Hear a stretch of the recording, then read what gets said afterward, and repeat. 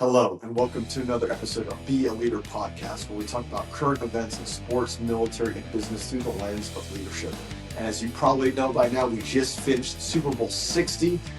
Seattle beat New England 29. Was it 29-13? Very interesting game. I've been maybe a little bit bored for some fans in the first half, but very interesting game overall. And I think we see here it's not by talent, it's not by luck, it's by leadership that they won this game. And we're going to talk about why. You can look elsewhere, just look at all the breakdowns in sports, but we're going to talk about it through a leadership lens. So the first one, how was it that Seattle, I keep wanting to say Seattle Supersonics, Seattle Seahawks beat the New England Patriots? How was it? Well, identity over emotion is so important. They know who they were. They were playing to who they were. We don't care who we play. It's a term that kept being thrown around in interviews when at the end of the game. We don't care who we play. You see, Seattle was not playing New England. Seattle was playing against their own standards. They were playing to their high level of who they were. That's part of the key of how they showed up. Consistency and reaching their standards and their identity. And they just happened to play the New England Patriots, and we'll talk about that here soon. But the first thing was their identity. Everything revolves around identity. That's why the Marine Corps were so big on changing that civilian into a Marine. Because once you become a Marine, then you could do things that only a Marine can do. Your old self, your own civilian self, wouldn't be able to accomplish the things that are required of you. And you have to have that identity, because identity is everything. And Seattle played to the identity over their emotions. It was the same intensity, it was the same habits, it was the same tone, and they kept going. They kept going. Yes, it was a very defensive first half, but they kept pushing, trying to find something.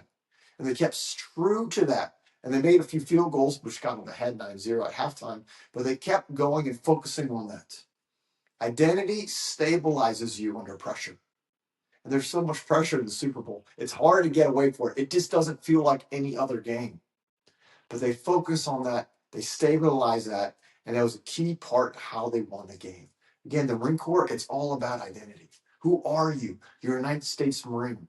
And you play and you fight and you train, and that's how you do things. And Seattle was very consistent on that. That's part of the question as we wrap up this first point. Are you playing to your identity? Or are you reacting on your opponents? Don't forget about their identity. All right, the second reason how Seattle was able to beat New England came around preparation. Preparation beats firepower. If you look at the game, yes, it was not a high-scoring game. But it was not like Seattle was, they ended up with the points that they had not based off crazy plays. They had all these field goals. But look at the defensive performance. It was a very big defensive game. Look at that, 20 sacks, 7 forced fumbles. They held New England to 5 punts on all 5 possessions in the first half. They prepared and prepared and prepared. We look at Mike McDonald, the young coach. We'll have to talk about him probably the next episode. But his first time as an actual coordinator was at University of Michigan, where I was before. And he was defensive coordinator for 1 season, and that season was the season that Michigan finally beat Ohio State for the first time in like 11 years, 2021. And I was still in Ann Arbor at that time, because that's when I went up to be a graduate assistant coach with Juwan Howard at University of Michigan's basketball team, and they cut me the first week of school. So I was still there in Ann Arbor that year, and I remember that game. It was snowing intensely. Mike McDonald was there on the sideline, leading the Wolverines over Ohio State Buckeyes. But the preparation was key, and he brought that, continued to bring that, and in his second year as a head coach won here in the Super Bowl. But preparation was key. They spent so much time looking at New England, trying to find all the areas that they could exploit during the game. And they did. 20 sacks is a lot of sacks. It's an NFL Super Bowl record. 7 forced fumbles, tied for an NFL Super Bowl record. All right. This was the key, was the preparation. It wasn't this flashiness of these big plays on offense. It was the consistency of the pressure that they put on Maye, the quarterback for New England. Those were the things that ended up helping them win the game. You don't out-talent them. You out-prepare them. Saying in the Marine Corps, if you fail to plan, you plan to fail. And Seattle planned and planned and planned. How do we make it hard for Maye, the quarterback, to do anything? How do we constantly give pressure to him? 20 sacks is unbelievable. You ain't going to win a game with 20 sacks. Preparation is key. And that's the question I have. Are you preparing like a champion? Or are you just trying to rely on your talent? You can look at Seattle and say they definitely had some talent on there, but it wasn't talent that won them the game. It was the consistent preparation and execution of the plan, especially on the defense. That's what helped them win the game. Let's go to the third one. Third reason why Seattle beat New England. The ego dies when purpose is clear. There was so much emphasis on Sam Darnold. Yes, because we'll talk about him in a little bit. But we saw the consistency. I have to give a call out. Kenneth Walker III. Man, you did amazing. Yes, you played for Michigan State Spartans, and I remember when you played against my Wolverines, and you were good then. You were fantastic in this game. Yes, the quarterback, the way football is different than basketball. It is an uneven playing field because the quarterback is so central to the way the game plays on offense, and it's the natural leader of the game. But Sam Darnold didn't want to make the game about himself. He wanted to make the game about his teammates, about Walker, who won the MVP, rightly so, about the defense, because they kept him in the game, rightly so. He could have made this about a revenge tour or I proved all you guys wrong. It had nothing to do with that. Mike McDonald didn't even want the spotlight on him, right? He hardly wanted to talk, focus on the players. Right? Leaders don't need credit. They shouldn't seek the credit. They need to make the people around them great. In the Marine Corps, it's all about leadership from top to bottom. When two Marines are together, one is in charge. We're constantly building on leaders. It's all about the Marines. Okay? When the attention's on the leaders, something's wrong. Just go look at the Dallas Cowboys. They have all the talent, but it starts from the top, and there's so much ego. Ego dies when the purpose is clear, and the purpose was very clear in this game. They wanted mission accomplishment.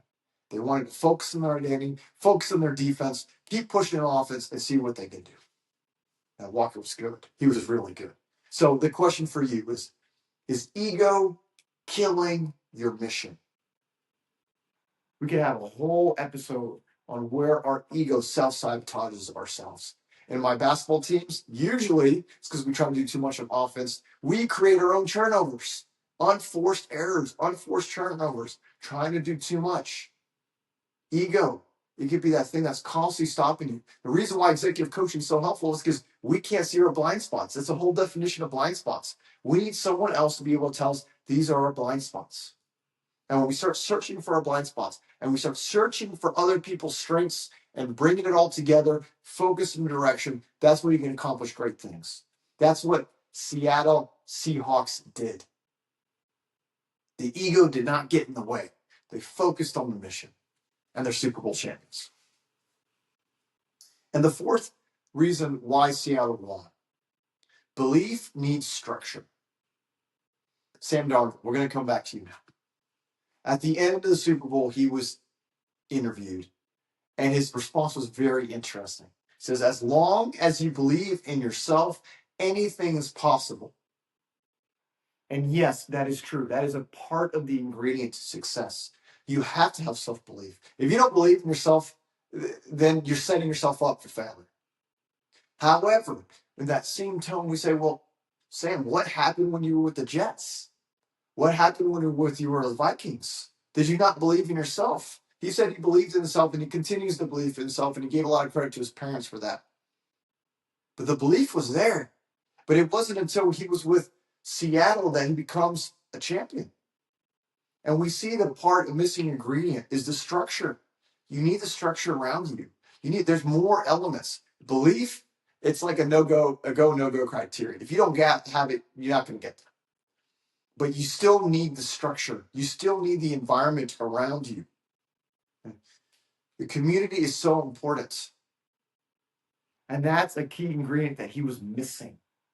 Yes, you need good fit. You need believe in yourself. You need the structure around you. I have a whole mastermind that you can check out for free that talks about the 3 key ingredients to become the person who can finally do it. And part of that is the community. You can do it all. You can't do it all by yourself. You can try to do it all by yourself. Right? When he was with the New York Jets, he was seen as the hero, the talented person that's going to come and save them. But he didn't have all the other structure and community around him. It's not a one-man show. And he finally gets to an environment that has great leadership under Mike McDonald. There's no ego on the team. They have very big purpose on the mission. And he has belief in himself, and look what happens. You can look at the Super Bowl game, and you can say Seattle did not win because of Sam Darnold. But they got to the Super Bowl because of Sam Darnold and because of his leadership allowing the rest of the team to do well. And that goes back to what I was saying before. It's not the most talented. It's the team with the identity, the team with the leadership that gets them the chance to win the Super Bowl. As my personal coach says, no one accidentally wins the Super Bowl. It is a lifetime of dedicated effort together to make it happen. So do you have structure to support belief? That's the question for you on this. And that leads us here to our last takeaways. Get my college basketball whiteboard. And we talk about the main takeaways. All right. Identity over emotion. Seattle knew what their identity was. Very big on defense. Very big on consistency. They don't care who they play. They're going to come and show up the same way every time. And they play to that identity. The second one, preparation beats firepower. They prepared meticulously. Again, Mike McDonald did an excellent job preparing this team, finding all the things they could exploit from New England. How could they pressure Maye, the quarterback? How can they get under his skin? How can they create turnovers, get sacks? They did all that work. They did not fail to prepare. They prepared, and they took care of business. The third one, ego dies when the purpose is clear. We just finished off with this. Leadership is not focused on themselves. It's focused on the mission. It's focused on preparing your people to find success. All right? The reason why I was so good as a Marine Corps officer was because of the Marines I had. I made them great. I focused on them. Everything was on them, not on me. And on this team, they were focused on their defense, on their running game, getting the ball to their key players. They were very focused on their mission. Fourth one, belief needs structure. Sam Darnold. He's got talent. It didn't work out many other places. He didn't have the whole picture. The right fit needed to be there. The right structure needed to be there. The right community support needed to be there. Maybe you could say the right coach, the right owner. Everything needed to be there. The structure is so important. And as leaders, here's the beautiful thing about structure. As leaders, we create the structure. Behaviors have to fit within that structure. And he came into a structure that really complemented him. So, belief, you need the belief. Yes, you need the belief, but you also need the structure. Anyways, that is the 4 big reasons, leadership takeaways on how Seattle beat New England in the Super Bowl. And yes, we do need to talk about Mike McDonald. Don't worry, we'll talk about that next week to really go a little bit deeper from the head coach. All right. But these are key takeaways that we can take on ourselves, on the teams that we're leading, on how we're leading ourselves. And if you haven't challenged doing that, I invite you. I have the Confident Leader Bootcamp coming up here in a few weeks, guaranteed to help you feel confident and as a leader. Look at the testimonials. It will change your life. If you do not feel like you can lead your life right now, and you do not feel confident in yourself, you are leaving so much on the table. Let me help you if you don't have it already. We'll make you confident and we'll make you be able to lead yourself. And now let's wrap this up. Hope you enjoyed this episode. Remember, whether you're leading yourself, leading others, or leading leaders, be a leader. Thank you so much. My name is Daniel Pinedo. Until next time.